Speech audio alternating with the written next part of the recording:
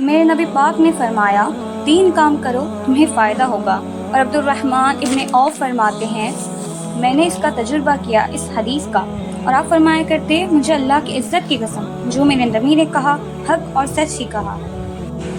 حضور صلی اللہ علیہ وسلم نے فرمایا صدقہ دینے سے مال کم نہیں ہوتا۔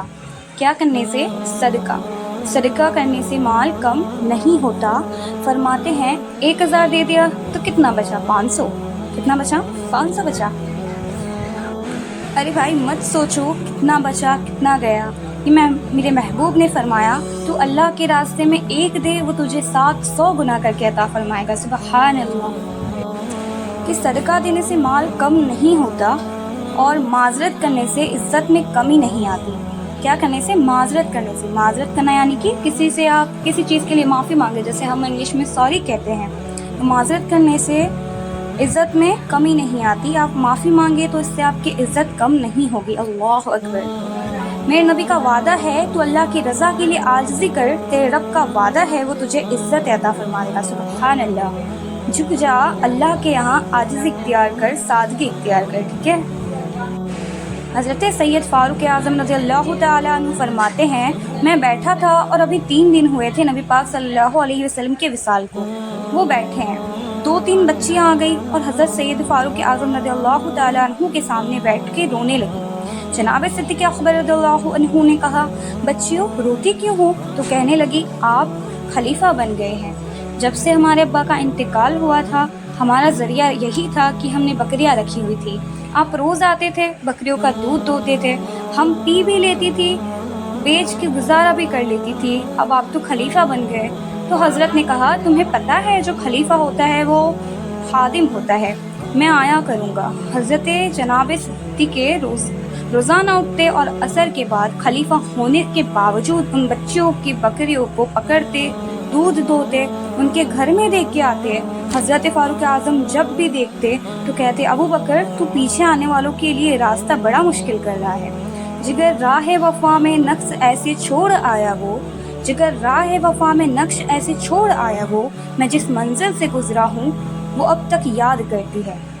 حضرت سلمان فارسی رضی اللہ تعالی عنہ گورنر تھے، سادہ سا لباس پہن کر بس اسٹاپ پر کھڑے تھے، جہاں سے لوگ اندر داخل ہوتے تھے، جہاں سواریاں باندھی جاتی تھیں۔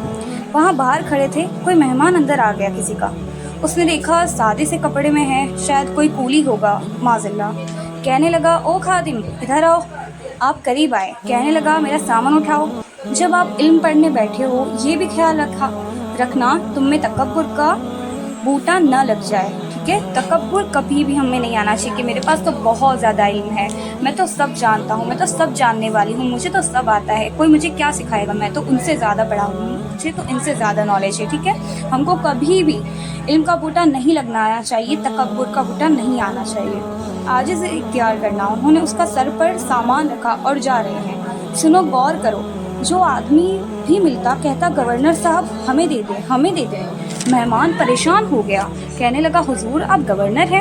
بولے نہیں، یہ تو میرا دنیا داری کا کام ہے جو لوگوں نے رکھا ہوا ہے، اصل میرا نام وہی ہے جو تو نے لے کے پکارا ہے، اصل نام وہی ہے جو تو نے لے کر پکارا ہے۔ تو نے کہا غلام ادھر آ، پہلے میں ایک یہودی کا غلام تھا، پھر اب رب تعالیٰ نے فضل کیا تو میں محمد عربی کا غلام ہو گیا، رسول اللہ کا غلام ہوں، اور جب نبی پاک کا غلام ہوں تو اس سارے صوبے کا امام ہو گیا ہوں، تو اصل تو میں غلام ہی ہوں نا۔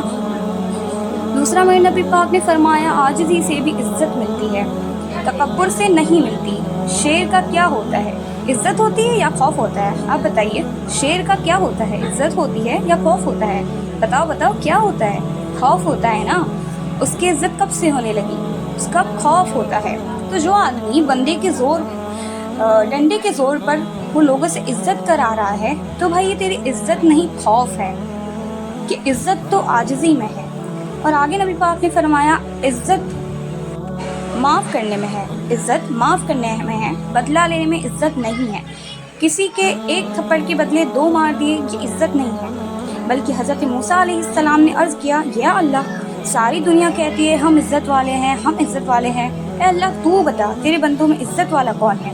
حضرت موسیٰ فرماتے ہیں کہ رب کریم نے فرمایا جس کے پاس بدلہ لینے کی طاقت ہو پھر بھی معاف کر دے وہ بڑی عزت والا ہے۔